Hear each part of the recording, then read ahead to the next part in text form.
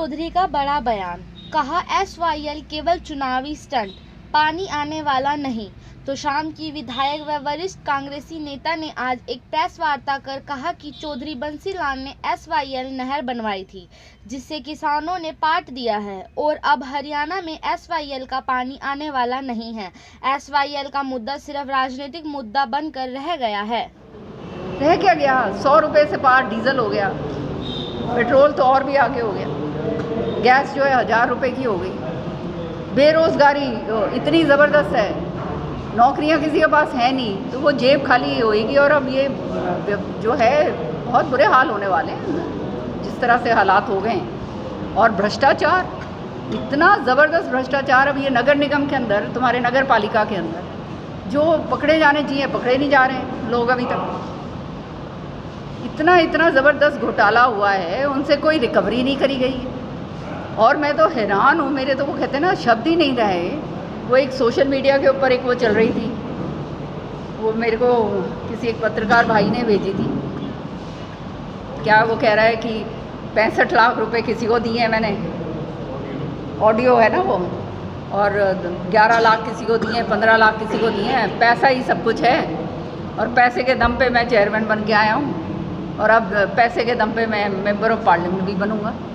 तो ये इस तरह के लोग, जब मतलब इस तरह का व्यापक गोरख धंधा हो रहा हो और मतलब खुलेआम चोर जो है वो ये बातें करे और उसके खिलाफ कोई कार्रवाई ना हो, तो फिर रह क्या गया भैया? फिर तो कुछ तो पूरी तरह से अंधेर नगरी चौपट राजा वाला सब। SYL को जो है ठंडे बस्ते के अंदर से निकाल लिया है।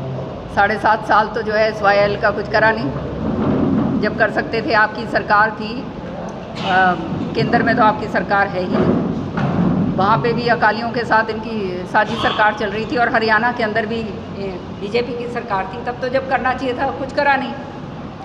अब ये जो है इसको मुद्दा बना के ले आए। ये चुनावी मुद्दे हैं, चुनावी स्टंट मुद्दे नहीं, स्टंट कहूँगी मैं, ये चुनावी स्टंट हैं।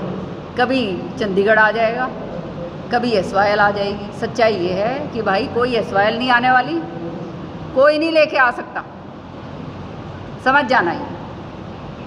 और ये मैं ठोक बजा के आज से नहीं, सालों से कहती आ रही हूँ। SYL नहर का निर्माण जो चौधरी बंसीलाल जी ने करवाया था, वो पूरी तरह से ठंडे बस्ते में नहीं, वो ख़त्म हो चुका है।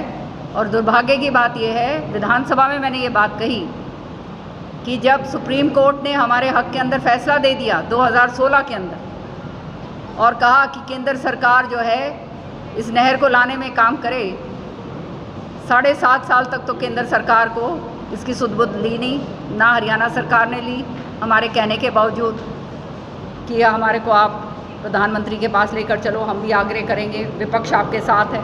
तब तो कोई बात हो ही नहीं। अब जब कुछ और मुद्दा मिला नहीं, जब इन्हें मालूम है भ्रष्टाचार व्यापक स्तर पर, जो महंगाई है आसमान से ऊपर छू रही है और जो बेरोज़गारी है उसका तो आलम ही नहीं है। तो ये सारे मुद्दों से, बिजली है नहीं, पानी है नहीं, तो आदमी के पास जेब उसकी खाली कर दी है। डीज़ल पेट्रोल गैस के दाम जो हैं आसमान छू रहे हैं। तो ये सारे मुद्दों से कैसे ध्यान भटकाया जाए?